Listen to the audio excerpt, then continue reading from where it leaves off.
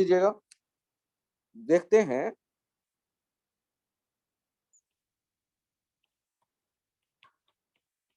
Derivation of Bohr's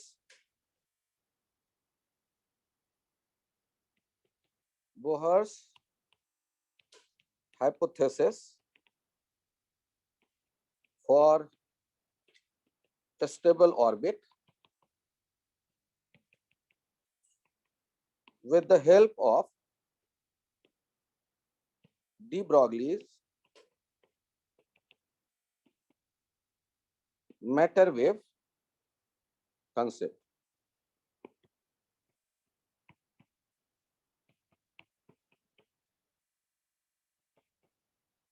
ध्यान से देखिए, बोहर्स का क्राइटेरिया क्या था कि बोहर्स का क्राइटेरिया था स्टेबल ऑर्बिट के लिए, याद करिए, एंगुलर मोमेंटम जो होता था वो होता था mvr, जो उसे कहते थे nh/2π। अब ध्यान से सुनिए, डी ब्रॉगली ने क्या कहा, डी ब्रॉगली के मैटर वेव का कंसेप्ट क्या कहता है, ये कहता है कि कोई ऑब्जेक्ट यदि m मास का है और v स्पीड से घूम रहा है, आगे बढ़ रहा है, तो इससे एक वेव एसोसिएटेड है जिससे मैटर वेव कहेंगे, जिसका वेवलेंथ होगा, क्योंकि वेव का प्रॉपर्टी वेवलेंथ, ये होगा h/m, h/2। ये है ब्रॉगली के मैटर वेव का क्राइटेरिया। अब ध्यान से सुनिए, इलेक्ट्रॉन जो है मूव कर रहा है ऑर्बिट में और वो वेव है। तो क्लासिकल इलेक्ट्रोमैग्नेटिज्म में एक्सेलरेटेड चार्ज एनर्जी इमिट करता था, और बोहर ने कहा कि आप मान लो मैं कह रहा हूं कि एनर्जी इमिट नहीं होगा कुछ खास ऑर्बिट में जिसमें एंगुलर मोमेंटम h/2π का इंटीग्रल मैग्नेटिक।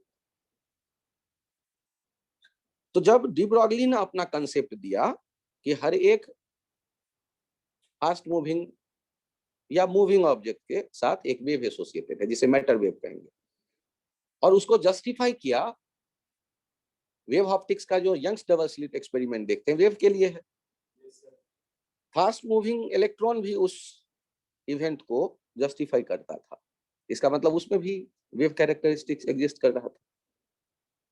हमने वेव दो तरह के पढ़े, एक ट्रैवलिंग प्रोग्रेसिव जिसमें एनर्जी इनफाइनाइट तक जाती थी, और एक स्टैंडिंग जिसमें एनर्जी बाउंड्री के भीतर मेंटेन्ड रहती थी, कांस्टेंट बनी रहती थी, इसलिए कहते थे स्टैंडिंग। तो बोहर ने कहा कि कुछ स्टेबल ऑर्बिट है, और डी ब्रॉगली ने कहा कि चूंकि ऑर्बिट कोई होगा तो उसका लेंथ तो फिक्स है ना, मतलब कोई लेंथ होगा ना,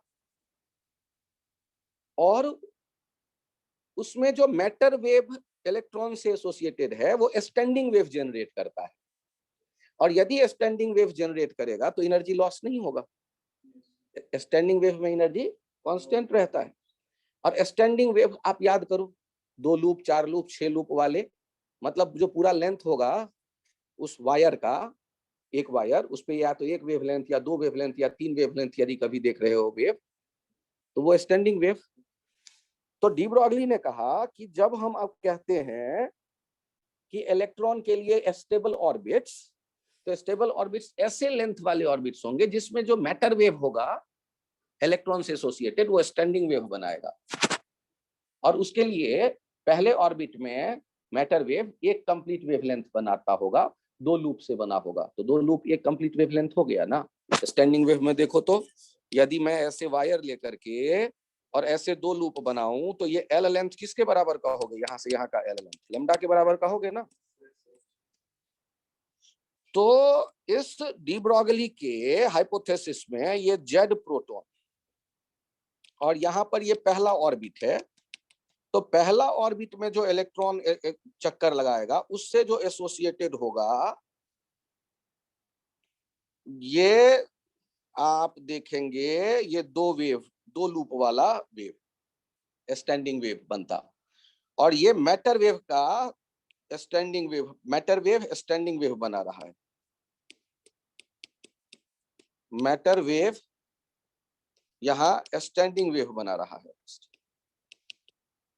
standing wave forms standing wave in stable orbits. Stable orbits, तो यदि स्टेबल ऑर्बिट्स में वो स्टैंडिंग वेव बनाएगा, इसलिए वहां एनर्जी लॉस नहीं हो रहा। तो अब आप यहां ध्यान से देखिए कि पहले ऑर्बिट का जो लेंथ होगा वो 2πr, ये किसके बराबर हो जाएगा? 1 लैम्डा के बराबर हो जाएगा फॉर फर्स्ट ऑर्बिट। और लैम्डा 1 किसके बराबर लिखेंगे? h बाई mv1 के बराबर लिखेंगे। h बाई mv1, क्योंकि वहां जो पहले ऑर्बिट में स्पीड है वो v1 है। ऐसे देखो। अब जब बात करेंगे आप किसी दूसरे ऑर्बिट में जाने का, तो किसी दूसरे ऑर्बिट के लिए आप देखेंगे उसी तरह से 2πr2 वो हो जाएगा 2 लैम्डा। तीसरे ऑर्बिट के लिए, ये सेकेंड ऑर्बिट था। थर्ड ऑर्बिट में चेक करो, third orbit 2πr3 into 3 lambda 3। इसी तरह देखो nth orbit, nth orbit 2πrn, nth orbit में आ गए 2πrn equals to n lambda n। Lambda n के बदले हमने क्या लिखना सीखा था? h by mvn। यहां से देखो तो mvn इंटू rn, ये किसके बराबर हो गया? n h by 2π। तो क्या ये बोहर्स क्राइटेरिया जस्टिफाई हो रहा है? तो ये प्रूफ हो गया बोहर्स क्राइटेरिया। ये बोहर्स हाइपोथेसिस में हमने क्या देखा था कि जो एंगुलर मोमेंटम होता वो h बाई 2π का इंटीग्रल मल्टीपल होगा। और डी ब्रॉगली ने कितना एक आइडिया अच्छा दिया कि स्टैंडिंग वेव बनाएगा जिस ऑर्बिट में, उसी ऑर्बिट को स्टेबल ऑर्बिट हम कहेंगे। उसी में इलेक्ट्रॉन रहना चाहेगा और किसी ऑर्बिट में नहीं रहेगा। तो ये जो स्टेबल ऑर्बिट्स का कंसेप्ट था, वो कौन कौन से ऑर्बिट हो गए? पहला ऑर्बिट में 1 फुल वेवलेंथ का स्टैंडिंग वेव होगा, मतलब 2 लूप होंगे लैम्डा बाई 2 वाले। अगला जो दूसरा ऑर्बिट चुनेंगे उसमें 2 कंप्लीट वेवलेंथ का लेंथ होना चाहिए, ऑर्बिट का लेंथ 2πr2। अगला जो चुनेंगे तीसरा ऑर्बिट, उसमें 3 कंप्लीट वेवलेंथ का लेंथ होना चाहिए उस ऑर्बिट का। और कौन सा वेवलेंथ? उसमें जो इलेक्ट्रॉन होगा उससे एसोसिएटेड मैटर वेव का वेवलेंथ, वो वेवलेंथ लेकर के लेंथ की चर्चा में करूंगा। हर एक अलग अलग ऑर्बिट में स्पीड अलग अलग, तो वेवलेंथ अलग अलग, इसलिए लैम्डा 1 लैम्डा 2 मुझे लिखना पड़ रहा है। और nth वाले का हमने फिर रिलेशन देखा, mvn rn equals to nh by 2π।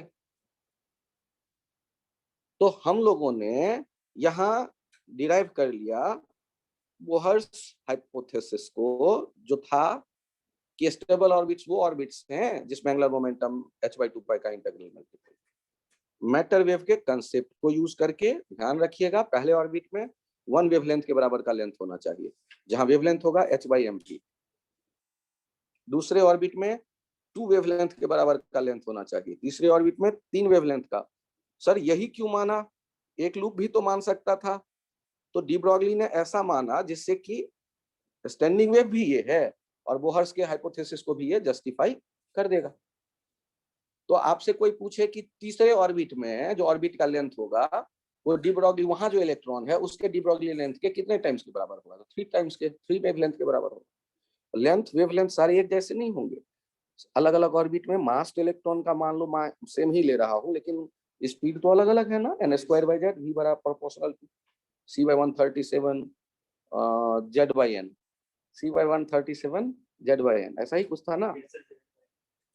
तो आप अलग अलग ऑर्बिट में इलेक्ट्रॉन की स्पीड तो अलग अलग देख रहे हैं, तो m भी अलग अलग हुआ, तो लैम्डा अलग अलग सोचेंगे। लेकिन वो जो स्टैंडिंग वेव बनेगा तो पहले ऑर्बिट में एक वेवलेंथ के बराबर वो लेंथ होना चाहिए ऑर्बिट का, दूसरे ऑर्बिट में 2 वेवलेंथ के बराबर, तीसरे ऑर्बिट में 3 वेवलेंथ के बराबर। वेवलेंथ वहां के एमवी से यूज करके निकालेंगे, h/mv से।